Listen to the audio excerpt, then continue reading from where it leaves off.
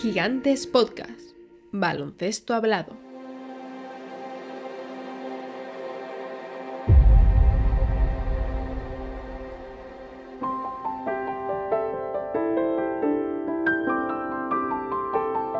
Esto es El Reverso, conducido por Gonzalo Vázquez y Andrés Monge.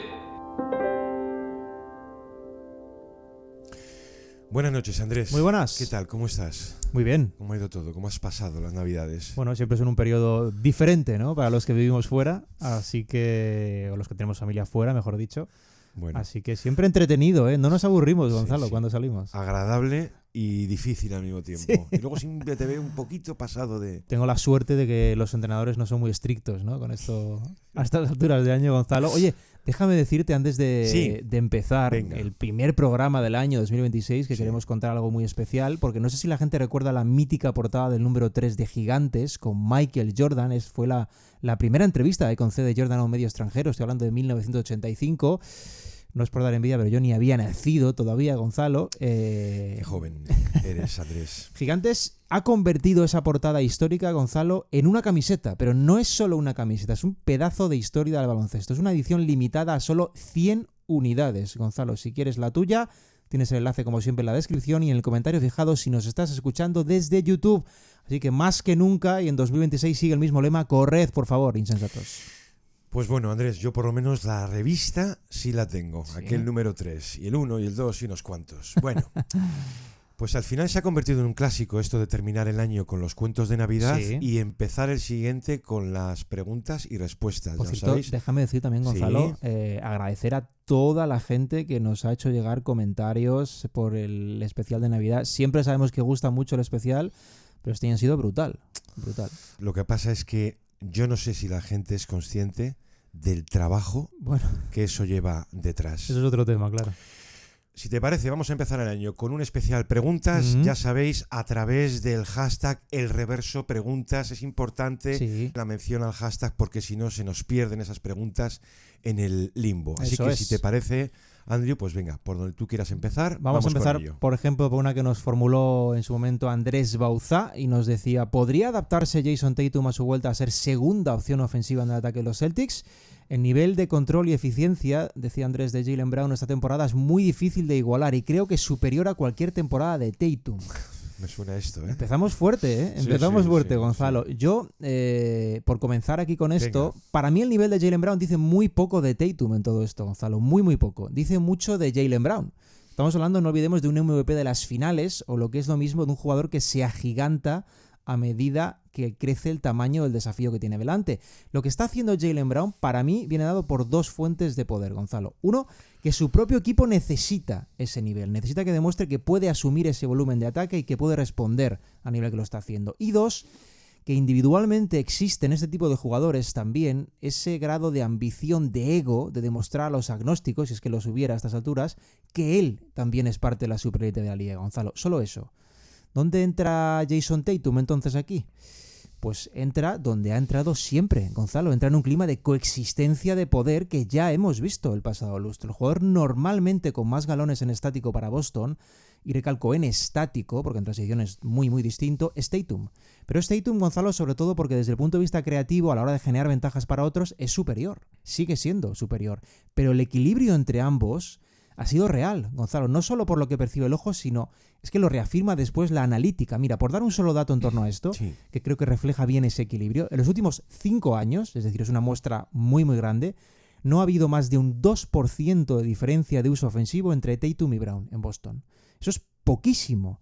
En 3 de esos años ha habido incluso un empate técnico en ese registro, lo que expone que en la práctica Brown no ha sido nunca una segunda opción, Gonzalo, sino más bien una B, siendo Tatum la 1A sobre la cual moverse.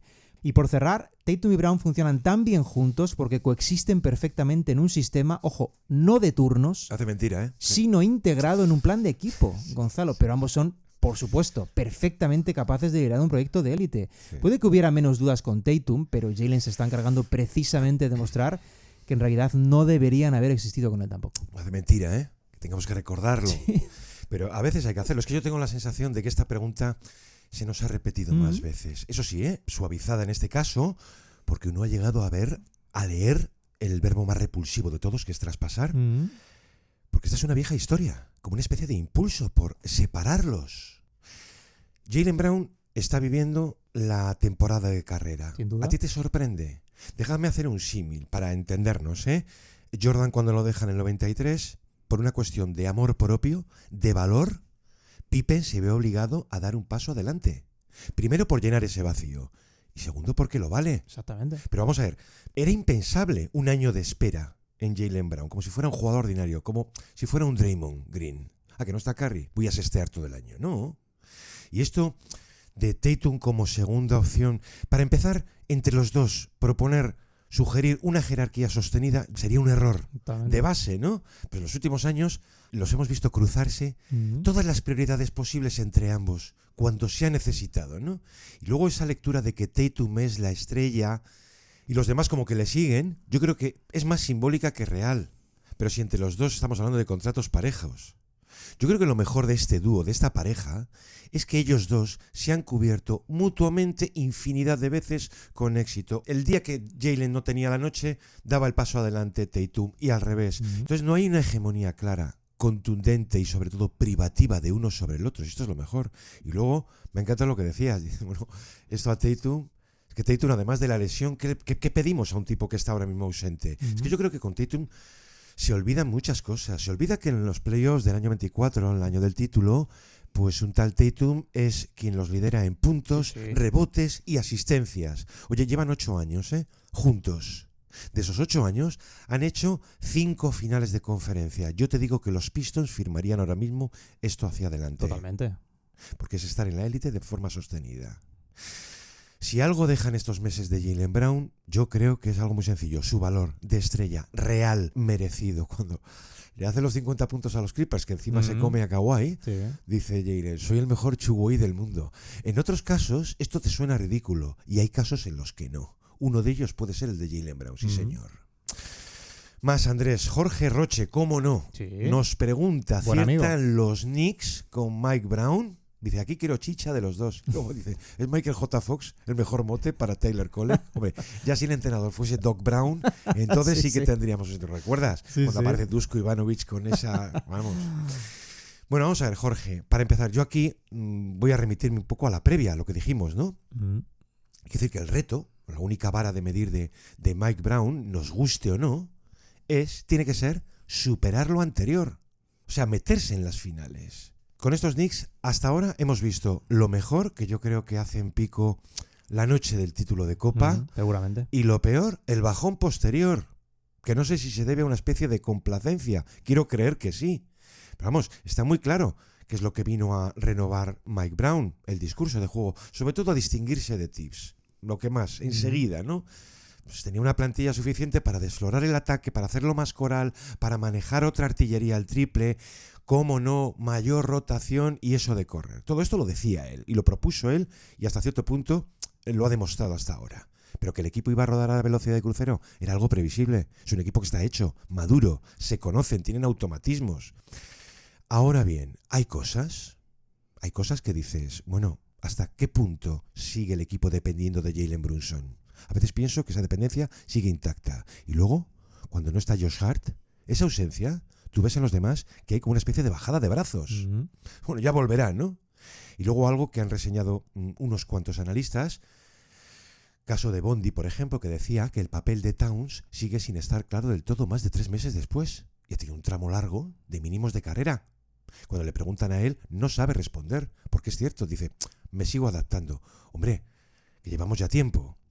Entonces son dudas razonables, pero yo el examen, la asignatura que sigo viendo abierta, de verdad que es la defensa, pero digo una defensa de élite, y esto es algo, perdóname Jorge, lo sabemos todos, que no vamos a poder comprobar hasta que lleguen los playoffs. Entonces solo ahí, a final de temporada, sabremos si a la larga esto ha sido o no un acierto. Absolutamente. Mira, para mí, Jorge, casi todo proceso natural parte de la misma secuencia. Casi siempre, se repite. Primero tienes el orden, primero tienes la estructura, la solidez, y luego ya le añades el caos, el margen creativo, la aceptación de las fluctuaciones de rendimiento, o explicado de un modo lo más gráfico posible, con un ejemplo en paralelo que podría valer. Primero tienes a Mark Jackson, Gonzalo, y luego tienes a Steve Kerr. Primero tienes a Tom Thibodeau y luego tienes a Mike Brown. Hay técnicos de construcción y hay técnicos de finalización. Normalmente los primeros crean las bases para un equipo de élite y los segundos aprovechan esa base para aportar detalles que pueden dar ese salto cualitativo, ese ascenso al siguiente nivel. Lo paradójico aquí puede ser que Mike Brown ha sido toda su carrera, sí señor, parte del primer grupo. Pero hay un detalle que puede marcar la diferencia y Brown ha aprendido otro baloncesto diferente. Yo diría que otro baloncesto casi antagónico al que conocía 6 años en Golden State Warriors, Gonzalo. Es decir, Brown ha sido Tibbs toda su vida, toda su carrera, pero ha visto cómo ser campeón en otro plano diferente con los Warriors.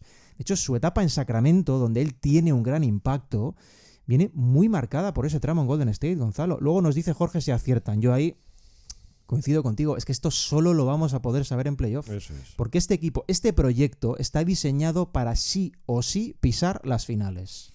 Sí o sí. La teoría dice que la apuesta es coherente con el momento de proyecto, Gonzalo, porque el perfil de Brown pues reúne ingredientes para poder dar ese siguiente paso a nivel de estructura de equipo, de gestión de grupo, de upgrade de los recursos del ataque. Pero eso, insisto, solo lo vamos a ver en las eliminatorias llegado el mes de abril y sobre todo llegado el mes de mayo. Seguimos con una cuestión que nos planteaba Fer 1980. Desde los años 80, por poner un tope, hasta hoy, ¿cuál creéis que es el jugador que mayor legado, mayor pozo o influencia ha dejado en la NBA sin llegar a ganar nunca un anillo? Esta pregunta nos suena, pero me parece muy interesante, Gonzalo, el matiz que nos aporta Fer, con eso de legado, con eso de pozo, porque no habla de nivel.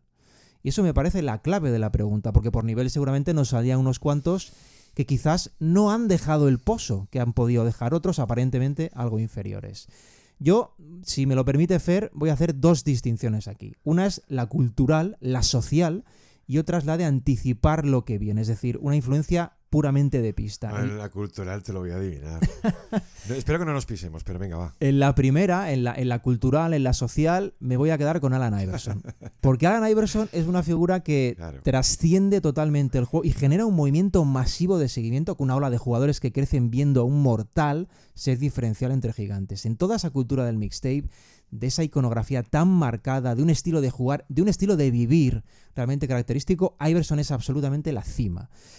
El segundo punto, el de anticipar lo que viene, la influencia en pista, para mí tiene 2 representantes. Uno es Steve Nash, que es el hombre que rompe las cadenas de la liga a mediados de la primera década de este siglo, porque Nash redefine a qué se va a jugar y sirve como cimiento para una era, la del spacing, la versatilidad, el dinamismo, que todavía hoy sigue viva, solo que radicalizada. Y en ese sentido del extremo voy a meter el segundo nombre, Gonzalo, porque el segundo nombre es el hombre que lo ha llevado al extremo, que es James Harden.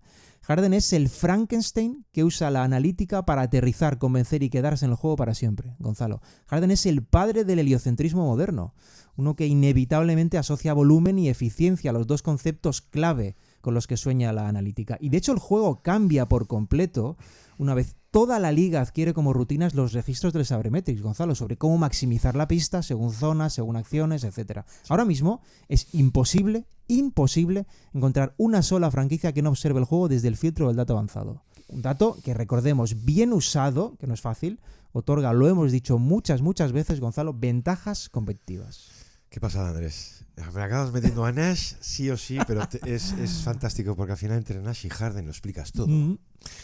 Mira, yo... este tipo de preguntas son las que nos gustan, ¿no? Porque fíjate que yo me quedo con lo de influencia. Ha dejado la NBA en su época sin ganar un anillo. Es curioso. Yo voy a aprovechar esta pregunta para hacer justicia a quien lo diría, que muchas veces he hecho lo contrario con él, pero aquí me voy a mencionar a Reggie Miller. Porque ahora es cuando se comprueba que tenía razón. Que todo su baloncesto de larga distancia no solo tenía sentido, sino que estaba avistando el futuro. Y además, por voluntad propia, siempre, Andrés, cuando era novato y lo veíamos en aquella temporada del 88, y lo veíamos, digo, en aquellos primeros resúmenes del NBA Today, lo veíamos siempre al triple. Nos pasaba también un poco con Michael Adams. Había una versión canalla de todo esto, que es Chuck Person, luego la tuvo Antoine Walker, que es que llegado el momento, jugadores que no querían saber nada más del baloncesto, más que tirársela y punto, ¿no? Pero el bueno, Andrés, el killer, el jugador empeñado en triplicar los puntos, en comerse los marcadores, en atajar remontadas, fue Reggie Miller, que ha dado escenas titulares, ¿no? Totalmente De 8 icónicas. puntos en 9 segundos Sí, en sí. el Madison, aquello era un resplandor del futuro. Pero las escenas más repetidas en la carrera de Miller han sido todas así. El triplazo a los Bulls en las finales del Este del 98, Reggie Miller veterano, la primera ronda de 2002, aquel quinto partido de Nueva Jersey, que se va a las 2 prórrogas por un triplazo de Reggie Miller, ya ha entrado el siglo, ¿eh? Deep Three, que llamaríamos hoy, es prácticamente el baloncesto de hoy. This is Bolt. O'Neal the rebound. Kevin Ollie brings it up. Throws it across. Miller for three. Oh! He backed it in! He backed it in! And the game is tied. We're going to overtime.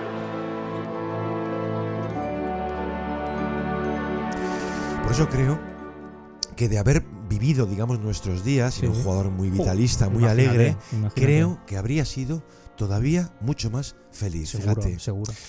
Nos dice Tony Old School. ¿Ha estado Donovan Mitchell underrated, infravalorado toda su carrera? Dice, creo que lo sigue estando y mucho. Gracias. Pues ya está, Tony. Ya está. Si tú crees que ha estado y que está infravalorado, pues adelante. Underrated, dice el gran Tony, ¿no? Pues mira, por un lado sí y por otro no. Quiero decir que la carrera de Donovan Mitchell va provocando un juicio en directo en función de los resultados. Por cierto, un juicio no tan heavy ni tan hostil como el que han sufrido otros, ¿vale? Yo con Mitchell trato de ser justo. Él, digamos que tuvo un reconocimiento prematuro. Recién nacido en los Jazz, Andrés era buenísimo. Totalmente. Y pedía sitio. De hecho, se queda con el sitio que deja abierto Gordon Hayward. Es la base inmediata, Mitchell, del mejor ataque de los Jazz en toda su historia, de un señor proyecto a manos de Quinn Snyder que creíamos que estaba diseñado para algo más. Y en particular Donovan Mitchell, en la burbuja 2020, el nivel de Mitchell en aquella serie ante los Nuggets es de otro planeta. 57 puntos, 51, 44. Es de un estrellón, Andrés, de primerísimo plano. Y obtuvo ese reconocimiento, vamos a decir, en directo. Pero los años iban pasando y su final de etapa en los Jazz, particularmente aquella serie, ¿recuerdas? Contra Dallas, que el final es durísimo, terrible para él. Cuando además dejó claro que la relación con Gobert brillaba por su ausencia. Claro, aquí tienes que tener mucha responsabilidad de líder fallido. Eso por lo que tantas veces crujieron a Harden. De entonces a hoy, pues mira, vamos por el 4º año en los Cavaliers. Creo que es posible trasladar un juicio a Mitchell por colectivo. Nadie duda de su capacidad estelar, de su valor anotador, que es extraordinario. A mí me recuerda muchas veces a Bryant, sobre todo por buscar la opción más difícil y consumarla. Y luego tú ves los pasados playoffs, pues hombre, en la eliminatoria ante los Pacers era el mejor, pero el mejor de toda la serie. Pero los Cavaliers era lo único que tenían. Entonces había un punto de agotamiento heroico y ya está. Pero los márgenes que aún no ha terminado de completar con éxito hasta el final existen. Principalmente yo diría uno, que es eso de hacer girar un equipo entero en torno a una pieza mayúscula que además de anotador ejerza de motor. Creo que ahí todavía no ha sacado la nota más alta, el camino de LeBron, para entendernos, ¿no? Pues yo digo que la carrera de Mitchell, su índice de valoración ha ido fluyendo, creo que sin demasiado altibajo. El mayor riesgo de Donovan Mitchell es caer en la irrelevancia. Totalmente, totalmente. Bueno, yo con Mitchell, Gonzalo, creo que voy a ser algo más generoso, porque están interconectados siempre el rendimiento colectivo y el rendimiento individual, Claro. pero como aquí creo que es una cuestión individual, voy a recordar un dato, bueno, igual recuerdo varios, Venga. porque para empezar, Gonzalo, esta es la 9ª temporada de Donovan Mitchell. Donovan Mitchell siempre ha jugado playoff, todas las temporadas, y ya es una muestra muy, muy considerable. Bueno, en toda esa muestra, 8 años, en toda la historia, solo hay 6 jugadores, en toda la historia de la NBA, 6 jugadores con un promedio anotador superior al de Donovan Mitchell en playoff. Estos 6 son Michael Jordan, Luka Doncic, Allen Iverson, Kevin Durant, Jerry West y LeBron James. Todos los demás están por debajo de Donovan Mitchell, que promedia más de 28 puntos por partido en eliminatorias. Esto para empezar. Luego, el proyecto de los Cavs cambia por completo cuando se hace con Donovan Mitchell. Es parte del mejor quinteto de la liga el curso pasado. Es un jugador que ha llegado a ser 2 veces top 6 en el MVP en los últimos 4 años y yo creo que indiscutiblemente es uno de los mejores exteriores de la liga, el último lustro. Eso no significa, obviamente, que sea perfecto o que no necesite complementos al lado que le proyecten, que esa es la cuestión para mí.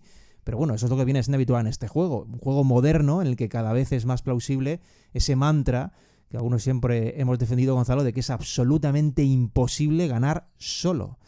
Pero cuando a menudo se le deja fuera en listas de exteriores de élite, por múltiples motivos, bien es cierto, porque jugar en Utah o jugar en Cleveland pues no ayuda a nivel de mercado, porque los traumas de los Jazz en playoff no solo han ajusticiado a Gobert, también le han ajusticiado a él. Ese final, Gonzalo, lo has dicho, fue durísimo. Sí. Pero insisto, cuando individualmente a este señor se deja fuera hablando de la élite, yo creo que efectivamente se demuestra lo que viene a preguntar Tony, que es que sigue siendo en cierto modo un underrated. La siguiente pregunta la formulaba Manuel Martínez. Hola chicos, ¿qué jugadores de la liga creéis que con un cambio de rol en su equipo o en otro podrían alcanzar un nivel superior al que tienen actualmente? Que pueda ocurrir como con Mark Cannon cuando salió de Chicago, o Giddey en Oklahoma, o incluso Branson en los Knicks. Estas preguntas nos gustan, Gonzalo, nos gustan bastante. Total. Esta es una cuestión muy, muy interesante. He estado a punto de llamarla, con el permiso de Manuel, la pregunta Deni Avdija. Un saludo a los ejecutivos de los Washington Wizards desde aquí, Gonzalo, porque le atiende a él. Es una cuestión que, por cierto... Hay unos cuantos ejemplos y... Claro, hay muchos. Sí. Yo entiendo que Manu pregunta cuáles podrían estar ocultos ahora mismo, ¿no? Sí. Yo voy a empezar a responder por un nombre que está totalmente olvidado, Gonzalo. Tan olvidado que no está jugando. Pero lo tengo que decir. Para mí es Walker Kessler. Walker Kessler, Gonzalo... Sí. Para mí, material de primerísimo nivel, incluso para ser defensor del año, y un jugador que soporte la estructura de una defensa de equipo candidato a ganar el anillo. Ojalá le llegue la oportunidad de mostrarlo, Casi pero nada, esa es mi apuesta. Confío muchísimo en Kessler, de verdad. Luego, es una pregunta muy chula también la que nos formula Manuel, porque admite muchísimos matices, pero muchísimos incluso en jugadores a los que ya podríamos determinar como jugadores sistema. Por ejemplo, te suelto un nombre, Gonzalo, Scottie Barnes. Scottie Barnes es una estrella. Creo que esto es aceptado, pero con un contexto mejor, véase tiradores, formatos abiertos, ¿te imaginas su dimensión? Porque eso ya incluso daría para plantear preguntas incómodas sobre el estatus de Scottie Barnes, porque es un cañón de jugador. Más nombres. Si hablamos de volumen puro y duro, que es lo que ha hecho Deni Avdija o Branson en su momento, para mí Austin Reeves tiene que salir aquí. Quiero decir, lo haría de forma sostenida en un equipo en el que no fuera, como es hoy, tercera opción. Su inicio de temporada, Gonzalo, en mi opinión, es totalmente sostenible en otro contexto distinto y desde luego replicable en el estado actual que son los Lakers, llegado el caso, claro. Más nombres. Si hablamos de rol o de peso en el sistema, Evan Mobley. Porque si le falta egoísmo para dar el paso, que le falta egoísmo para darlo, pues que sea el sistema el que lo dé por él. Oye, chico, tira y punto, a nivel ofensivo. A nivel complementos, que puestos en un candidato ascenderían varios escalones su prestigio, Gonzalo, se me ocurren dos nombres, los dos curiosamente en Miami, o no tan curiosamente, Jaime Jaquez y Devion Mitchell, que me parecen dos monstruos de baloncesto oscuro. Y podríamos seguir. Mira, Devin Vassell me parece que también podría entrar en esa conversación, en otro escenario, claro. Igual que entró Mikal Bridges cuando llegó a Brooklyn. Una de las grandezas creo que mejor define a la NBA actual es que el nivel medio de talento, computando la suma de todos esos factores físico, técnico, táctico, es el más alto de siempre con diferencia, Gonzalo. Y eso provoca que cualquier cambio de contexto, de malo a bueno, pueda generar un salto en casi cualquier secundario que imaginemos. Pensemos en lo ocurrido, sin ir más lejos, con Quentin Grimes, Gonzalo, hace no tanto, porque la lista aquí yo creo que sería amplísima. Qué maravilla, Andrés, este tipo de preguntas que tengan un poco de desarrollo y que planteen, que nos permitan especular, pero con una base. Porque es verdad, porque al final también es cierto que los ejemplos que pone Manuel tienen cada uno su diferencia. Dice Mark Cannon cuando sale de los Bulls, Giddey de Oklahoma. Yo no creo que haya tanta diferencia en el Giddey de Oklahoma y de Chicago. Donde está la diferencia es en el entorno. Totalmente, el que sí que cumple, digamos, esta máxima es lo de Branson en los Knicks. Sí. A mí me parece una de las cuestiones más fascinantes cuando el caso se produce. Resulta que había una estrella oculta, que esto era Haliburton. O un perfil medio que estalle de veras. A mí el caso de Nickeil Alexander Walker en Atlanta me está encantando. Totalmente. O alguien que recupere el nivel anterior. Pues mira, Trae Young. Sabes que soy un enamorado de inicio de Herb Jones, pero se nos ha caído un poco y lo que venía a dar se lo comió Trey Murphy. Sí. Pero es que tú ves a Trey Murphy y te puedes llegar a imaginar un camino paralelo al que ha tenido Mikal Bridges, pongamos, en el entorno que verdaderamente lo explote y le dé mando anotador. Y luego hay algunos casos un poco de nevera. Peyton Pritchard. A mí me han llegado a preguntar también, ¿no? Oye, ¿y Pritchard en otro equipo? Yo creo que no. Yo creo que está donde debe. Y que fuera tal vez haga mucho frío. Esto es el ejemplo que te arropa un entorno, un sistema que te optimiza. Creo que está donde debe estar, ¿no? Sí. Pero con muchos otros, no sabes, Andrés, si es una cuestión de rol como ideal o potencial que desatar fuera. Yo me he hecho algunas noches esa pregunta con Ryan Rollins. Empiezo a hacérmela con Julian Champagny. Y luego, casos que sí me parece que pueden tener un mayor desarrollo, a Jay Mitchell. O sea, Jay Mitchell, hablamos de entorno, ¿eh? Sí. A Jay Mitchell le das un entorno de reconstrucción para él. Sí. A lo mejor estamos hablando de un pedazo de jugador que ya lo es, pero otro nivel. Me empiezo a preguntar eso con un Anthony Black. Y luego Cam Thomas, mira, Cam Thomas, que es un caso que nos encanta porque es de diván, ¿no? Sí. De profesional de esto. Vamos a ver. Todos los elogios que se está llevando Porter Jr., él los sufre por dentro. Totalmente. Él dice, Es pero así, si yo puedo ser esto, Sí. si yo puedo hacer lo que hace Porter Jr., es así. Y luego dos casos con un recorrido importante. Has dicho Evan Mobley, fíjate en Cleveland todo lo que sale, ¿eh? Un poco sospechoso que sean todos Sí. compañeros de Mitchell. Darius Garland. Sí. Yo a veces Darius Garland nos ha llegado a dar esa impresión. Incluso la tentación de decir, a lo mejor hay que separarlo de Mitchell, Sí. ¿no? Un poco tener más consumo de balón, más mando organizador. Y por supuesto nos íbamos a pisar con Austin Reeves. Es que Austin Reeves no sabemos realmente cuál es el nivel exacto cuando él pueda ser el mejor jugador de un equipo. Exacto. A lo mejor nos llevamos las manos a la cabeza porque nos las hemos llevado. Y al final dices, ¿cómo? ¿Y es el tercero? ¿Cómo no van a plantearse esa posibilidad como activo de traspaso con Austin Reeves, ¿no?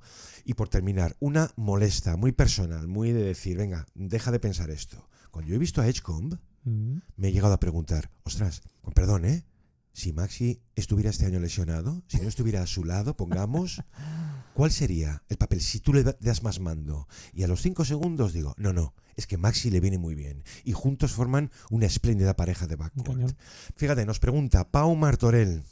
¿Cómo no? Qué grande Pau Martorell, Qué buen amigo, sí, señor. Sí, señor. Y su podcast y su equipo va a ser Eso es. bitter, ¿no?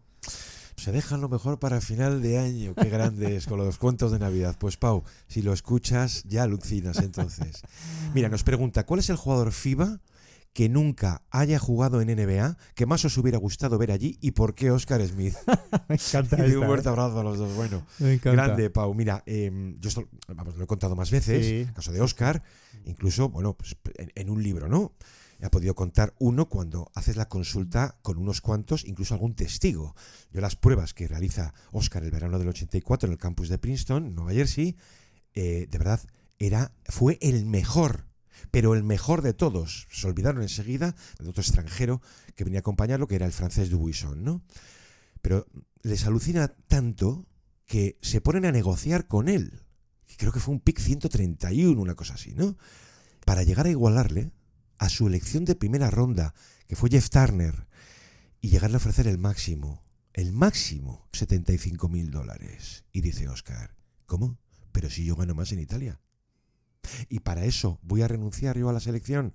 Recordamos la cláusula amateur por la cual Muy un partido en importante. profesionales ya no volvías a poder jugar con la selección. Entonces, tú tenías la coartada siempre americana, igual que la hay aquí, ¿eh?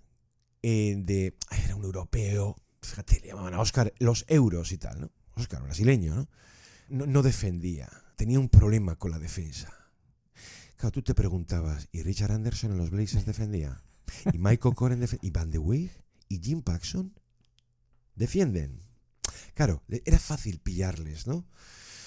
Pero yo por fabular con Oscar, yo creo que no lo habría pasado bien un tiempo, ¿vale? Sobre todo la adaptación a mucha carrera en pista arriba y abajo, estoy convencido, pero una vez se ajustara, como hizo siempre, yo creo que habría sido uno de los mejores tiradores de siempre. Nivel Larry Bird, para entendernos, porque Oscar vivía por y para eso. Eso lo tengo clarísimo.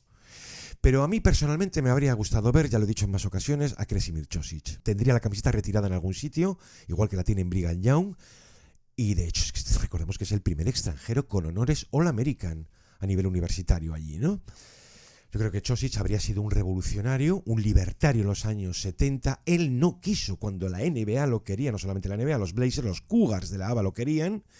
Y cuando resulta que sí se atreve, verano del 78, él llega a visitar campus de los Celtics y no es ahí en ese momento cuando no lo ven ellos claro, ¿vale? Pero yo, de haber llegado, tengo cero dudas, Andrés, de que la presión por el sondeo extranjero toda la historia que conocimos a partir de mitad de los 80 habría llegado muchísimo antes. Sí, bueno, a mí me encanta la concepción de la pregunta porque honestamente yo creo que aquí vamos a coincidir.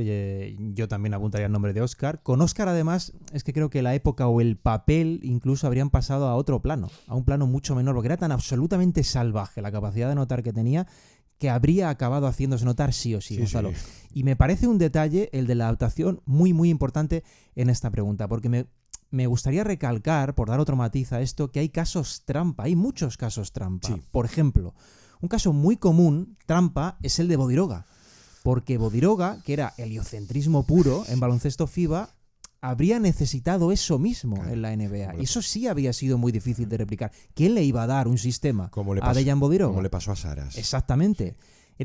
Es un caso de grandioso jugador que fue perfectamente consciente de que su ecosistema era otro, era el FIBA, de que el salto a la NBA le habría hecho mucho daño. Como lo hizo efectivamente con Saras, que en FIBA era un espectáculo, pero en la NBA, ¿qué fue Saras? Nunca llegaron a apostar por él, por el sistema que demandaba. Es decir, para mí es distinto hablar de los mejores jugadores que no hayan pisado la NBA, y otro tema es quienes de entre los que no la han pisado lo hubieran hecho mejor. Porque para mí Oscar sí entra en estos, pero Bodiroga, Saras o incluso Galis, Gonzalo, tampoco habrían tenido los galones que habrían necesitado. Dos nombres, bueno, un nombre del que ya has hablado, obviamente sería Košić, que podías hablar aquí durante horas, pero te voy a sumar otro del que también podías hablar durante horas, que es Dali Pagic. Ese es el ejemplo perfecto de lo de no tiene por qué ser el mejor, pero aquí en la NBA un cañonero así funcionaba. Exactamente, son casos más extraños, pero hablamos de un baloncesto directamente prohibitivo para ambos por las circunstancias, desafortunadamente eran otros tiempos. Papalucas, en el caso de lo que hemos dicho de que tienes que darle mucho Totalmente, mando, tienes que darle el sistema. y al final aquello te acaba haciendo muchísimo Eso daño. Y luego, recordemos que Giannakis llega a probar también, creo que Giannakis sí lo habría pasado algo peor. O sea que tienes que tener mucho, imaginar cuáles son tus fortalezas y tus límites. Perdón, Andrew. La siguiente pregunta. Deportes Upper Deck nos dice: soy un enamorado de la temporada regular. Celebramos esos partidos de mitad de la semana que parecen intrascendentes, pero que son pura esencia NBA. El baloncesto de todos y para todos. Pero, y aquí llega la pregunta, ¿el formato de 82 partidos tiene futuro? ¿Os gusta? Bueno, yo creo que hablo por los dos aquí, porque somos dos animales de noche. Nosotros también somos dos enamorados de las profundidades de la regular, así que compartimos vicio efectivamente contigo. Respondiendo a la cuestión, para mí, y hablo por deseo más que por creencia de éxito, la verdad, no debería tener futuro el formato de 82 partidos. Los 82 partidos, considerando el ritmo y desgaste físico que implica el baloncesto actual, y hay numerosos estudios cada vez más respaldando esto, es una cifra totalmente desmedida. Una cifra que además desluce por abatimiento el momento culmen del calendario, que son las eliminatorias. Y con abatimiento me refiero a lesiones que directamente apartan al jugador del tramo clave o molestias que nublan el impacto del jugador. Hablo de una reducción real, no de 10 partidos, como lo que hemos estado escuchando, para crear un calendario que permita una mejor gestión no encubierta del jugador. Sé que hacemos algo, vamos a que es hacerlo. lo que, hombre, hay que lucir como mínimo 25, Gonzalo, que es básicamente lo que los equipos intentan hacer ahora, gestiones encubiertas. Gonzalo, en contra de las reducciones, obviamente está el factor económico, que pesa muchísimo, lo pesa todo, de hecho, en esta liga.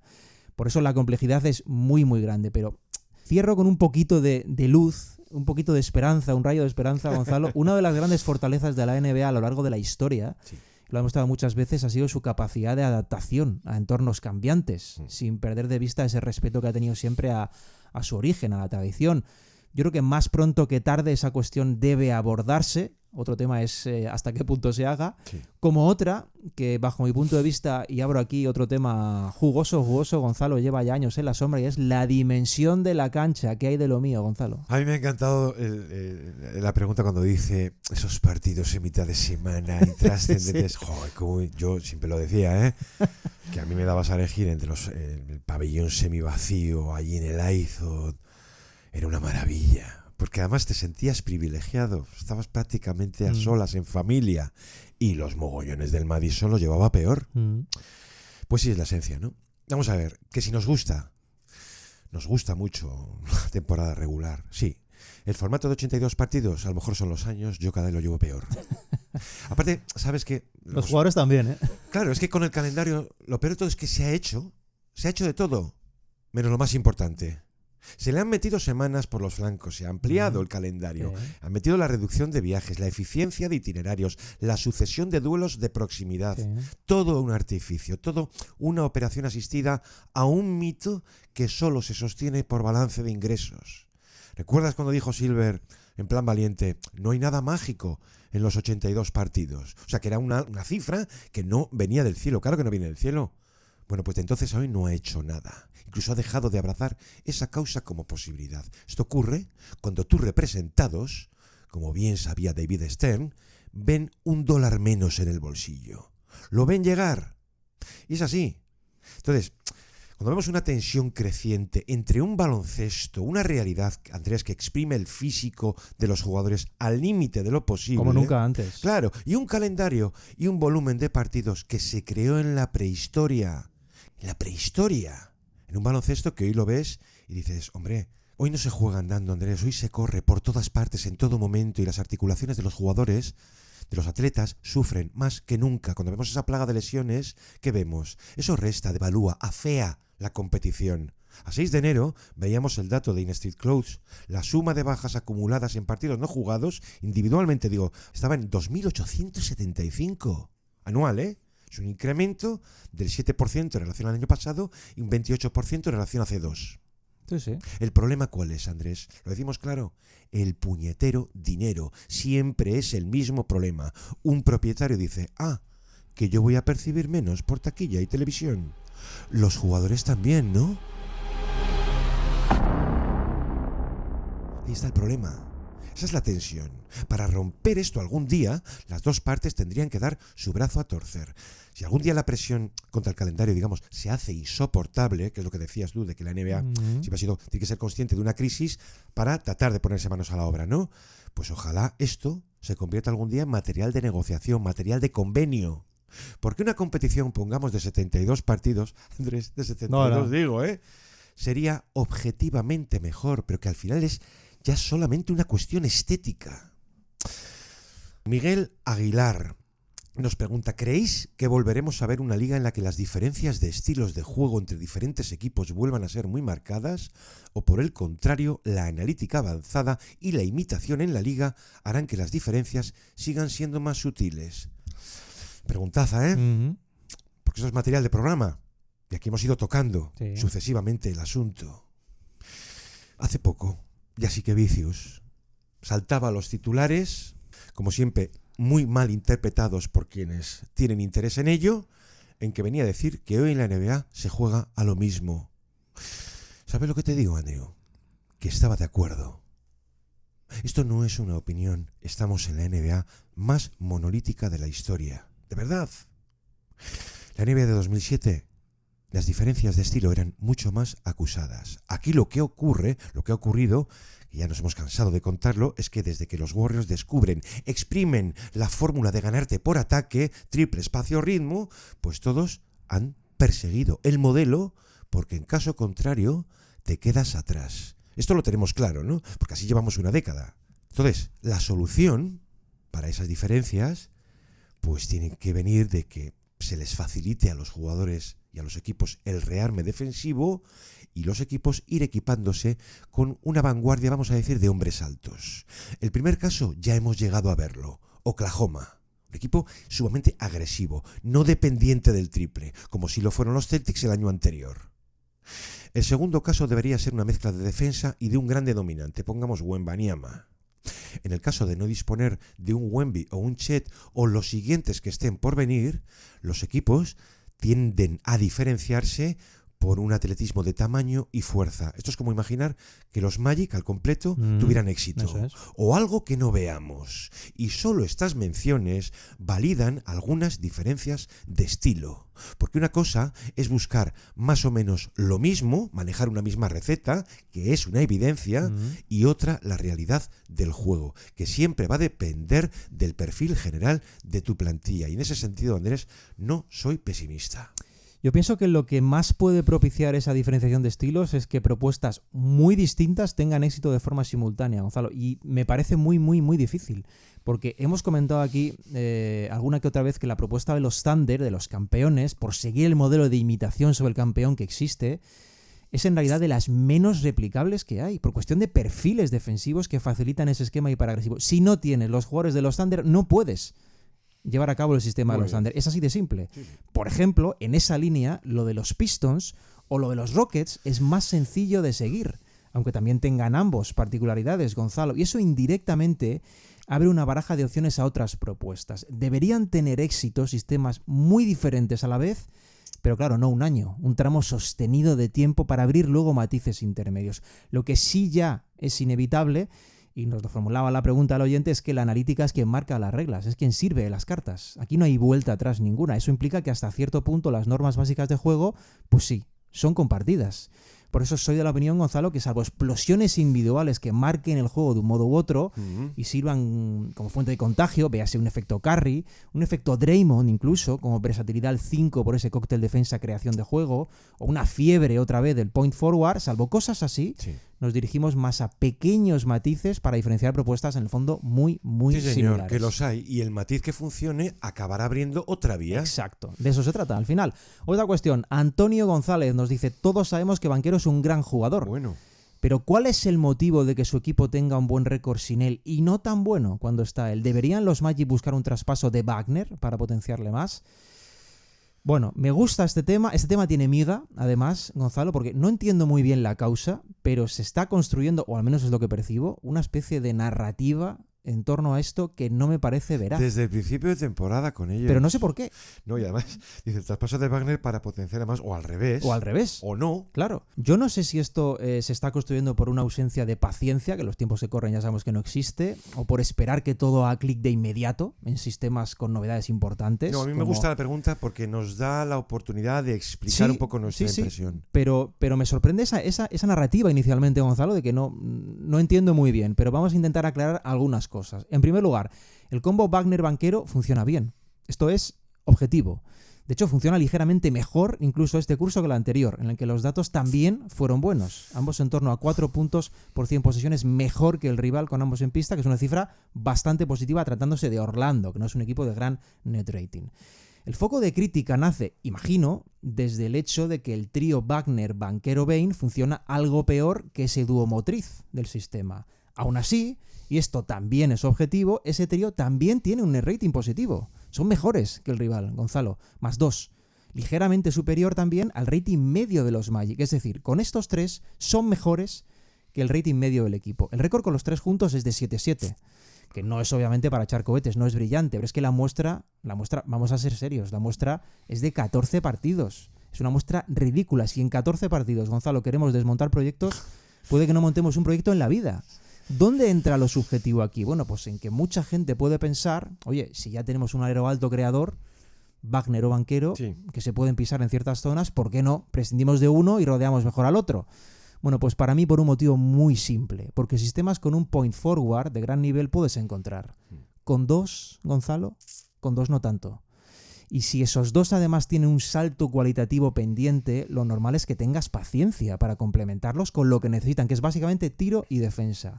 Orlando es un proyecto nuevo, es un proyecto joven. Ha comenzado a crear ese éxito desde hace muy poquito, Gonzalo. No veo ningún tipo de sentido a desmontarlo. Banchero tiene 23 años, Gonzalo. Ha jugado 2 veces playoff y recomiendo verlo, ¿eh? Recomiendo recordar lo que ha hecho Banchero en 2 presencias en playoff. Ha estado brillante. Wagner tiene 24 años, también ha mostrado que puede ser diferencial en tramos clave. Ninguno domina el triple trasbote, ninguno. Pero son perfiles muy codiciados, 2 mismatches andantes con una enorme capacidad de progresión. ¿Podría haber sido más rápida la adaptación de Bane a una estructura que en principio le da muy bien, Gonzalo? Pues seguramente, pero no veo motivos de urgencia tras una muestra, insisto, de 14 partidos. Porque asegurar rotundamente que los Magic son peores con Banchero me parece honestamente fuera de lugar. Lo mismo para Wagner, ¿eh? Lo mismo. Incluso en esta época donde lanzar hot take está tan bien visto, Gonzalo, porque a un proyecto de este calibre yo creo que sobre todo hay que darle paciencia para ir ajustando según qué cosas, pero desprenderte de un talento joven de ese nivel y de ese upgrade, permíteme, no es ajustar, eso es desmontar, y no creo que Orlando deba hacerlo. Lo incluía, fíjate, Andrés, John Hollinger entre sus decepciones, ¿no? Decía, el 4º año ningún salto visible. Claro, pues pasaba un poco por alto el asunto de la lesión, los partidos de baja, incluso que ha empezado el año mejor. Vamos a ver, yo por tratar de entender esa narrativa asociada a Paolo Banchero, ¿vale? A mí también me ha despertado en ocasiones esa sensación. No me voy a engañar. O sea, yo tengo un problema a veces con él que hermana con el asunto de la ineficiencia que, perdóname Andrés, salta a la vista muchas veces. Cuando tú lo ves, y perdón por simplificar, pero para entendernos, cuando tú lo ves botar delante del defensor a 7 metros, ese cross, sin ventaja ninguna, para terminar en un side step y lanzarse un triple que no entra una chufla, te preguntas, ¿con ese cuerpo? ¿De verdad, esta opción que ha repetido 4 posesiones es la mejor? ¿Es la más adecuada a tu tipología? Esas dudas, con él no las tienes cuando lo ves entrar con todo. Es como una situación de drive or death, que muchas veces lo hemos visto en Tatum también, ¿no? El problema que ha tenido Paolo, que es muy joven efectivamente, ha sido ir por delante. Es decir, creerse mejor de lo que realmente es en un área concreta del juego, o en varias, oye, todas relativas al tiro. Y ahora, arropando un poco lo que decías, esta pasada semana un Josh Cohen te tiraba el dato de que los compañeros están lanzando por encima del 47% al triple cuando Paolo, estando en pista obviamente, saca el balón hacia ellos. Es el mejor dato de toda la NBA. Igual que se benefician los compañeros de su presencia en pista con un porcentaje más alto a cuando él no está. Entonces, ¿cuál es el significado de todo esto? Pues a mí, Banchero me sugiere el papel que debería tener con más frecuencia, que es el lote completo del point forward. Algún día aspirar a ello, ¿vale? Yo creo que es una cuestión de equilibrio. O sea, de cuáles son tus fortalezas y también tus límites. Es una cuestión de optimizar el perfil de Banchero, que es un jugador con un potencial extraordinario.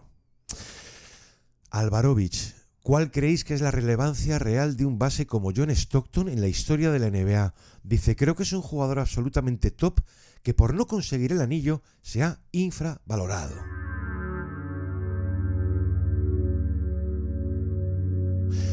Pues ¿sabes lo que te digo? Que estoy de acuerdo. Y que cada vez más.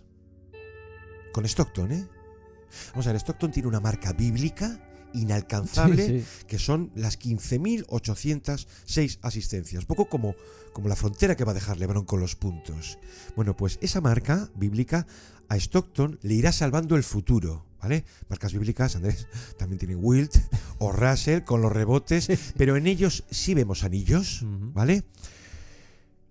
Pero cuando tú ves toda la puja de los mejores bases del siglo XXI, tu generación, los Jason Kidd, Steve Nash, Chris Paul, qué decir de Curry, Andrés, lo van desplazando a él.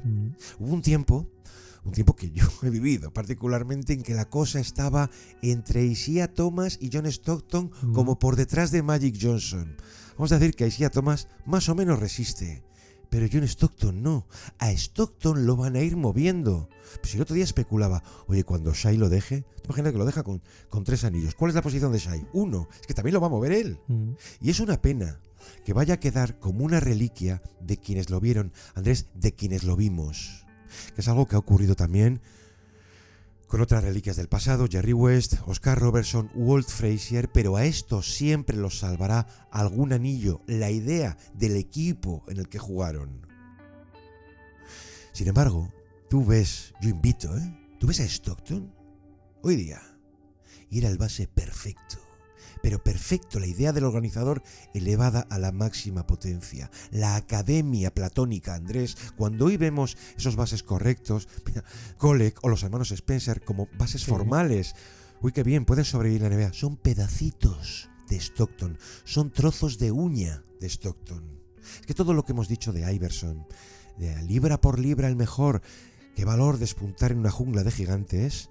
Esto vale también para John Stockton, que por cierto fue uno de los jugadores más duros de la liga durante 2 décadas, ¿vale? Entonces, yo no voy a decir que hay olvido, pero creo que con el tiempo va injustamente a verlo. Hay jugadores con los que sucede al revés, El tiempo les hace un gran favor, pero Stockton no forma parte de ese grupo. Yo creo que le puede hacer daño a su figura, daño entre comillas, porque si se le ha visto es muy difícil olvidarlo, desde luego, pero le puede hacer daño ese triple combo, Gonzalo, de... En primer lugar, ha sido un jugador mucho más sobrio que espectacular, que eso siempre parece lucir menos de cara al gran público. Cierto. En segundo lugar, que ha jugado toda su carrera en Utah, que a la hora de vender cosas pues no es Beverly Hills, por decirlo claro.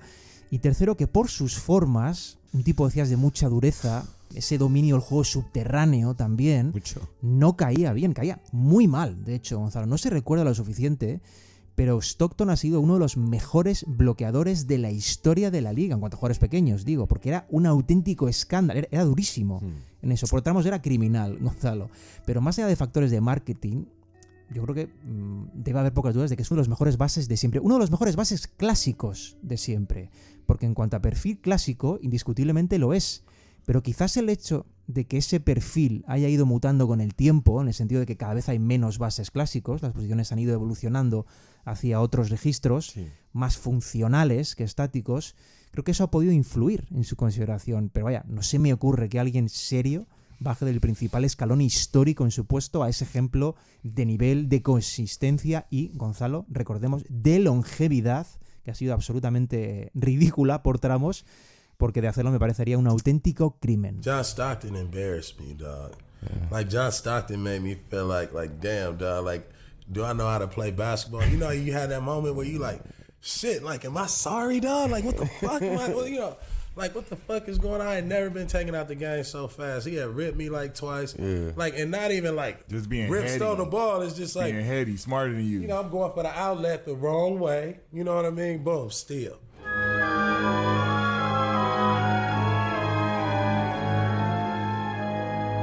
La siguiente pregunta nos la formulaba Daniel Egea, otro buen amigo. Bueno, Vuestro ranking de las diferentes décadas NBA. Madre Y luego te hace un añadido. Que Vázquez, este año pasamos San Juan en Manhattan celebrando el tercero de los Knicks.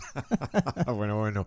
¿Qué más quisiéramos? En fin. Bueno, pues nada, un abrazo a todo el equipo de NBA Adictos. Sí, eso claro es. que sí. O sea, a nuestro compañero de NBA Adictos le tengo que decir que es una pregunta de mundo abierto. La definiría, Gonzalo, porque dependiendo del criterio que uses te va a salir una cosa o te va a salir otra. Ahí está. ¿No? Por ejemplo, Ahí está. los 80 salvan la NBA. Podemos empezar por ahí. Bien lo demostró el difunto David Stern, Gonzalo. Eso ya dice suficiente sobre esto. Pero a nivel de contenido fuera de pista, pues seguramente los 70 sean imbatibles, Gonzalo. Y a nivel de idealización, posiblemente los 90 sean imbatibles. Y a nivel de transformación, pues las dos primeras décadas de este siglo, por motivos distintos. Fíjate el panorama. ¿Cómo ha quedado de abierto? ¿Qué mundo eliges para meterte? Pues cualquiera de ellos, ¿no? Por ajustarme a lo último, a la transformación. Una transformación fue romántica, Gonzalo, podríamos decir, con D'Antoni y Nash llevando al juego a un centro de desintoxicación, si se me permite. Sí. Y la otra fue robótica, ¿no? Con tecnócratas explicando por qué en un negocio de este nivel, que no olvidemos que la NBA es un negocio, la productividad es la que manda. Para mí, que me gusta mucho el juego en sí, ya lo sabe todo el mundo, creo, y dejando abiertos todos los mundos que te sirvo para que continúes ahora, las dos primeras décadas de este siglo me parecen fascinantes, pero insisto, y me gustaría volver a recalcarlo, los 80 son la década que parte en dos la historia de la liga. Sobre lo de Nueva York, pues te lo dejo a ti, Gonzalo, lo de celebrar el tercero, pero no me parece mal plan, ¿eh? No. Pues a ver, ya lo has dicho, Andrew, vamos a ver, depende. Ranking de las diferentes décadas NBA nos pregunta Daniel, ¿no? Pues depende de qué criterio se elija. El juego, el poder de la promoción, la igualdad, el talento, que por cierto es algo lineal, pues se puede dejar en una mezcla, un poco de todo, ¿no? Y llamar al resultado atractivo, encanto, que es una suerte de poder entre escaparate y contenido, ¿eh? Pues mira, de verdad, es que los 80 no pueden ser derribados. Es que son demasiado importantes a nivel mundial, ¿vale? Y tienen algo de Edén. Fueron tantos los factores coincidentes en la alegría del asunto que hubo una fiesta de los años 80 en el año 92. Fíjate, con eso te lo digo un poco todo, ¿no? Luego, Andrés, me vas a perdonar, yo sí me voy a mojar un poquito más. Los años 10 de este siglo. Me parece una década asombrosa, que reúne absolutamente todo. De hecho, para mí, la mejor temporada de la historia es la de 2016, de principio a fin. Luego tienes que meternos, guste más o menos, los años 90, porque ¿cómo vas a desplazar más a una década dominada por un tal Michael Jordan? Son los más idealizados de la historia, Gonzalo. No te quepa la menor. Pero si somos justos, por una cuestión de talento colectivo, deberíamos seguir por el trozo que llevamos de la década actual. Y a partir de ahí, pues mira, personalmente los años 70, luego los 2000, y a partir de ahí el descenso gradual de lo pretérito, de la lejanía en el tiempo, los 60, los 50 y el final, o lo que pudimos ver, de los años 40. Ya digo que esto daría también para libro, ¿no? Es que es de mundo abierto, ¿eh? Depende tanto del criterio. Sí, sí. Mr. Frank Jones pregunta: con la estandarización del juego, triples y bandejas, ¿qué tiro a canasta echáis más de menos en la NBA? Y pone ejemplos, dice el skyhook de Karim, dice este es el mío, el fadeaway de Jordan, el reverso de Olajuwon, el tiro a una pierna de Nowitzki, dice el carretón de Joe Dumars, o bien otro. Bueno, pues en estos ejemplos, aquí hay uno que creo que pierde por goleada, que está relacionado con todo el lanzamiento al poste bajo, que es el gancho, la versión además del skyhook de Karim Abdul-Jabbar, que es uno de los lanzamientos más bellos en la historia del baloncesto, ¿vale? Hoy vemos ganchos, naturalmente, pero lo vemos puntual, sin ninguna gracia. Hay un ordenador dirigiéndose gancho. Desde Gonzalo. luego, yo no descarto que alguien lo recupere como parte de un pack, un lote propio en el futuro, pero el gancho como tal, como recurso habitual, hay que empezar a aceptar que se trata de una reliquia del siglo XX, y si vemos ejemplos como de Cliff Hagan a Billy Polch, ya no eran ganchos, eran anzuelos que arrancaban desde abajo. Los demás ejemplos que Frank añade tienen todos un matiz, porque no son recursos desaparecidos, aunque sí haya podido desaparecer el autor dactilar de cada uno de ellos. Por ejemplo, los tiros a una pierna. Pues vemos hoy un montón de runners, ¿no? Durant prodiga mucho mid-range con un solo apoyo. Decía un poco lo de Nowitzki, ¿no? El carretón de Joe Dumars, creo que aquí se refiere un poco a lo que es el shake and bake que llaman allí, que tanto hacía Jamal Crawford. Hombre, de vez en cuando lo vemos. Sí. Lo vemos de vez en cuando en exteriores, ¿no? El reverso de Olajuwon, supongo que se refiere al dream shake. Hombre, con la pureza de Hakim, ya te digo yo que no. Que ese ciclo de fintas que se marcaba él, que veías una secuencia que era asombrosa, pues tampoco. Aquí, si te fijas, claro, como tiras del nombre, pero no del recurso, porque todo el arte de juego interior no va a desaparecer nunca. Lo vemos, afortunadamente, en un Nikola Jokic. Y un novato, tú le ves manejarse a veces a Derrick Queen al poste bajo y dices, pues mira, esto va a proseguir. Y lo vimos con Embiid también. Exacto. Tú puedes perder la frecuencia, pero no la base, el suelo de un talento natural. Tú puedes ver a jugadores que no quieran matar y sí quieran bailar. Eso no va a desaparecer jamás. Y luego, respecto al fadeaway de Jordan, de Iverson, de Kobe, yo aquí voy a culpar a un recurso técnico que ha superado al anterior y que nos ha privado de muchísimo volumen de fadeaways. Es que al fadeaway se lo ha comido, Andrés, el step back. Totalmente el step back. Y aquí podemos tener hasta un responsable pater, que es James Harden. Claro, es que el step back hace innecesario el reculaje del cuerpo en el aire, si el objetivo es ganar espacio al defensor. El step back al final era un paso lógico necesario cuando llegara el triple. Necesitas ganar espacio de forma más violenta. Es que tú ves los step backs de Tyrese Maxey y dices, ¿dónde queda el fadeaway? Y sin perder el equilibrio, que Desde es luego. la clave en esto. Pero claro, vemos fadeaways, vemos muchos, vemos muchísimos. El fallo de Jimmy Butler para ganar en Los Ángeles a los Clippers para ganar es un fadeaway de manual. Pero al estar asociado al baloncesto de 2 puntos y a la media distancia, naturalmente que vemos una proporción inferior, como vemos en prácticamente todos los recursos que mencionaba Frank. Bueno, yo voy a nombrar otro, me voy a quedar con otro que lo echo de menos y también tiene nombre y apellido, aunque el recurso también me gusta. Para mí es el tiro a tabla. El tiro a tabla, en concreto el tiro a tabla de Duncan, Gonzalo, tenía algo de belleza y simetría al mismo tiempo que no encontraba Parangón. Era como jugar al Tetris, ¿no? La perfección en ese uso de ángulos, un grado maestro de un tiro que sumaba 2 partes, además en desuso, que es el propio uso del tablero, y la media distancia. Estéticamente, además, era maravilloso, así que el tiro que más echo en falta ahora mismo es un buen tiro a tabla de 4 o 5 metros, Gonzalo.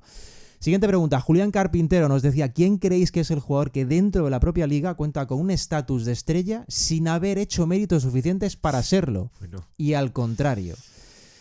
Bueno, en lo primero, en su cabeza, desde luego, de Andre Ayton, Gonzalo. En su propia cabeza es una superestrella de la NBA. Ya explicamos hace unas semanas por qué. Pero lo podemos dejar ahí. Y lo podemos dejar ahí, sí.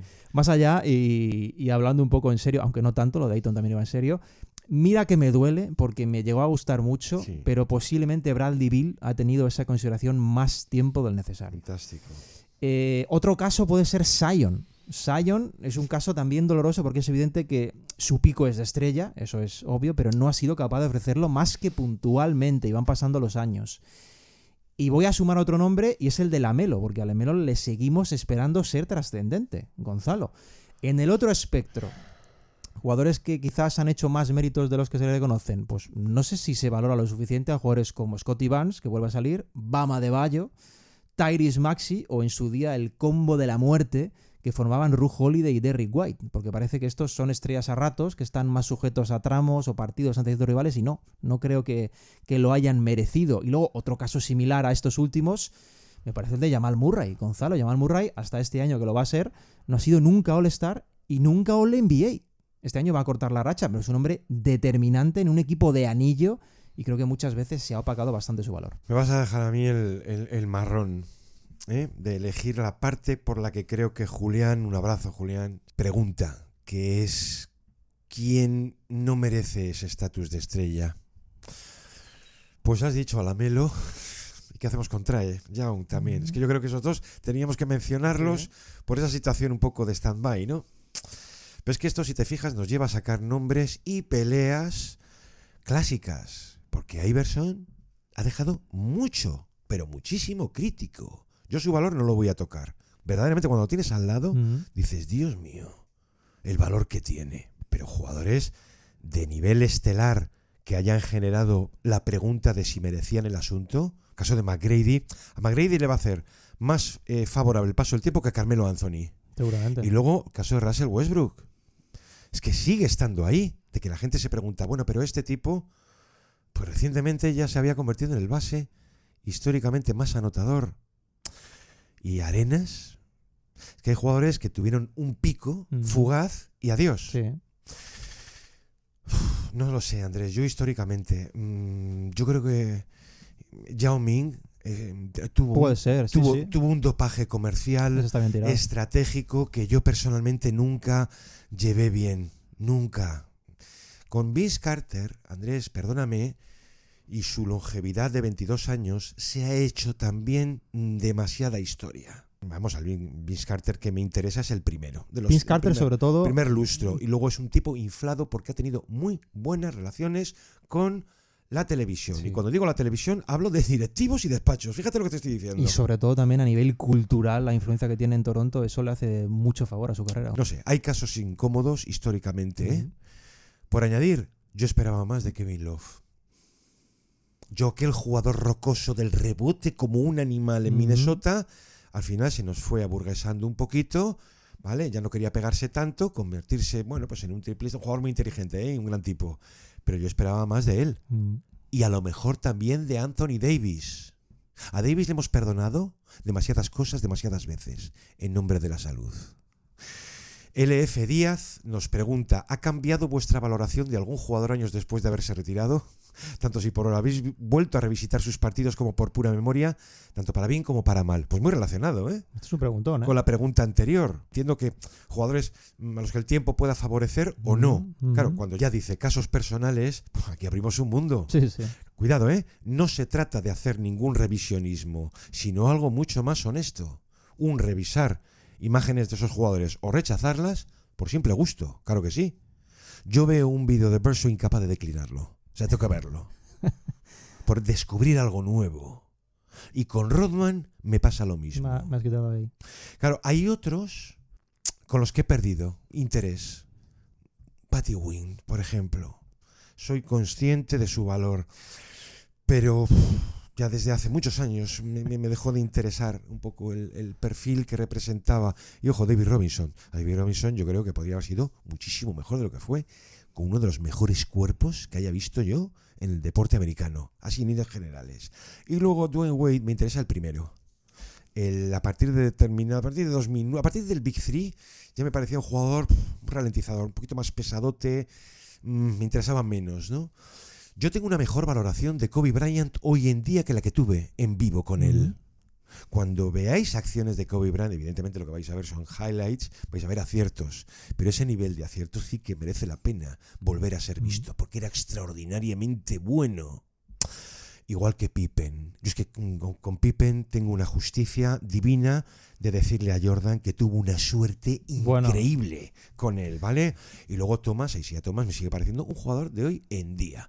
Y en activo, de ir viendo y disfrutando, por favor, a lo mejor soy yo, pero cada minuto de juego de Kevin Durant no os lo perdáis. Absolutamente. Esto es un preguntón. Han salido muchos nombres. Yo tenía una muy alta concepción de Manu Ginóbili, Gonzalo, pero el verano pasado me dio por ver ciertas cosas y me sorprendí a mí mismo descubriendo detalles que no sabía, Gonzalo. Es ese tipo de jugador que cuanto más te fijas en lo que hace y en por qué lo hace, más te atrapa. Es imposible que no te atrape. Es una cosa loquísima de jugador, una cosa loquísima de competidor y de líder. Y en otro contexto, estoy seguro, Gonzalo, de que habría sido monstruoso en lo individual, pero afortunadamente para la historia también hay que decir que eligió el camino correcto, ¿eh? Pero Manu Ginóbili, absolutamente devastador y gana mucho con el paso del tiempo. Luego también lo has citado, pero me voy a quedar con Dennis Rodman. Quiero decir, Rodman y Pippen en aquellos Bulls de la dinastía eran algo de otro planeta. No podría haber tenido Jordan dos complementos mejores porque eran los mejores, Gonzalo. Es que eran los mejores en los suyos. Directamente. El caso de Rodman seguramente haya quedado muy opacado por todas las turbulencias, que son todas, de su personalidad, de su vida fuera de la pista, pero deportivamente Rodman era un factor dominante, Gonzalo, de primerísimo nivel. Es que era muy, muy dominante. Y luego, para mal, coincide además en la época en la que yo empiezo a seguir la liga y tenía cierto interés, era un número 1 del draft, Joe Smith, Gonzalo. Joe Smith, su nombre sonaba, yo recuerdo, pero viéndolo después, años posteriores, digo, pero ¿por qué este hombre ha sido número 1 del draft en un draft en el que estaba Kevin Garnett, en el que estaba Rasheed Wallace? Lo ves después, Gonzalo, y te llevas las manos a la cabeza con un caso tremendo del que pudo haber sido y jamás fue, de no entender. Bueno, Andrew, venga. La siguiente pregunta, Iván Ruiz, otro buen amigo, muy buen amigo de hecho. Basándome en el arquetipo de Stephon Castle, ¿es sostenible la NBA de hoy en día un jugador muy bueno en defensa, muy bueno finalizando, con un físico portentoso, pero que no tire de 3? Yo quiero creer que sí, nos dice, pero puede que esté equivocado. Pues querido Iván, claro que es posible. De hecho, los gemelos Thompson, que son peores en ataque que Castle, ya lo dejan muy claro. Muy, muy claro. Tanto los gemelos como Castle van a ser estrellas de la liga durante mucho tiempo. Este es el spoiler, desde más bien pronto además. El tiro de 3 es un factor, por supuesto, que es clave en exteriores. Sobre todo el tiro de 3 tras bote para manejadores. Pero no dominarlo no significa que no pueda ser parte del élite si controlas otros registros. Y ojo que de todas formas, el caso de Castle es distinto a los Thompson en el tiro, porque yo sí creo que aquí es posible ver a medio plazo una solvencia natural con el tiro de 3. Hay varias cosas, por cierto, que hacen a Castle especial. Una es ese cóctel de tamaño, de envergadura y de finalización. Sí. Y otra, que hay que recordarla, aunque sea muy joven, es que tiene un IQ tremendo, muy, muy potente. Está en un gran sitio para desarrollar cualidades y pulir matices de su juego, así que yo sería muy optimista con él. Y con ese arquetipo que nos menciona Iván, aunque obviamente dejando claro que si prescindes totalmente de una cualidad básica, pues vas a tener que dominar muy bien las otras. De todas formas, insisto, creo que Castle seguramente vaya a terminar tirando bien de 3, al menos sosteniendo un tiro fiable que, Gonzalo, es la clave para que no le floten descaradísimamente, como sí sucede a menudo ahora mismo con los gemelos Thompson. Andrés, ¿recuerdas? Teníamos un programa para desarrollar en esto que nos plantea el Guaje. Sí. Ejemplos o perfiles de sobrevivir en la NBA sin tiro. Perdona, nos acabó saliendo fauna extraña. Claro, es que esto en los grandes, en los bigs, es más posible. Caso de Gobert, ¿no? Pero en los exteriores, en los guards, en los pequeños, sí es un hándicap considerable. Pero vamos a recordar que si Tony Allen pudo, totalmente, unos cuantos, ¿vale? Hoy en día, un Bruce Brown, Gary Payton, los hermanos Thompson, ¿y qué pasa con Vanderbilt? Entonces, Stephon Castle, vamos, por supuestísimo que también. Otra cosa es que su cotización pueda ser menor por ese déficit. Pero eso es un valor de mercado, que poder compensar por tu valor real en pista. De repente, en el ecosistema Spurs, hacerte una pieza imprescindible. Tengas mejor o peor tiro.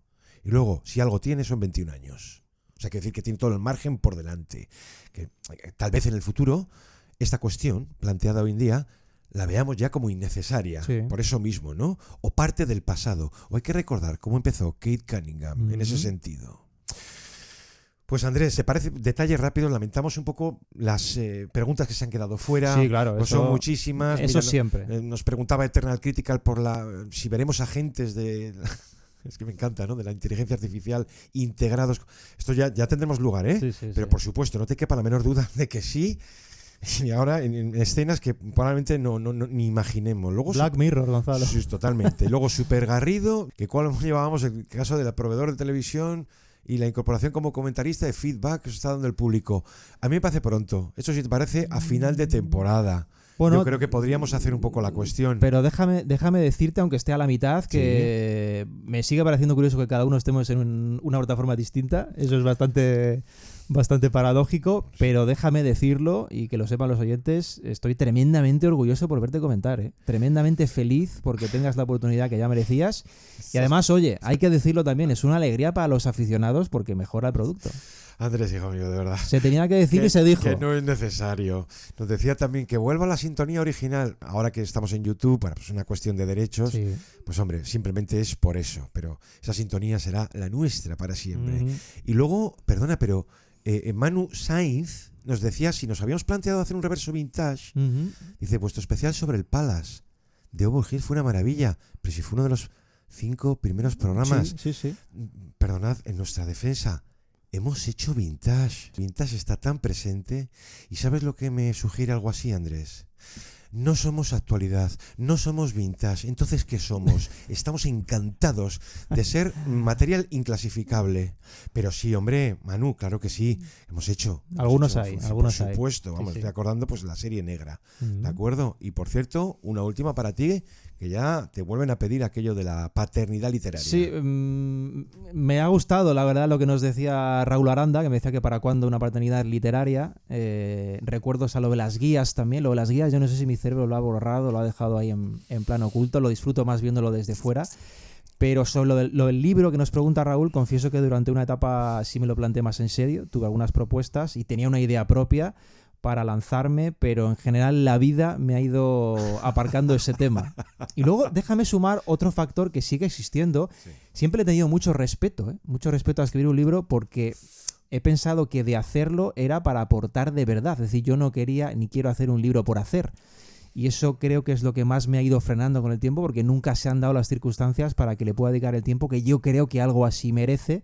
Y Gonzalo sabe bien de esto, de los tiempos, ¿no? Sí. Pero oye, agradezco muchísimo el detalle, Raúl. Nunca se sabe en el futuro. No, y el estándar que tú y yo sabemos que hay que manejar, Claro. y no otro. Andrés, recordamos algo antes de terminar. Bueno, déjame recordar efectivamente que la mítica portada del número 3 de Gigantes con Michael Jordan, la primera entrevista que concede un medio extranjero en 1985, se ha convertido en camiseta. Edición limitada, 100 unidades. Si quieres la tuya, el enlace fijado en la descripción, el comentario fijado si nos escuchas desde YouTube. A por ella. Y Ahí. déjame dar las gracias a los oyentes. Ahí os dejamos toda la información. Gracias a ti, gracias a ellos, como siempre, en este primer programa del año. Aquí estaremos el próximo lunes en El Reverso. Un abrazo. Hasta entonces.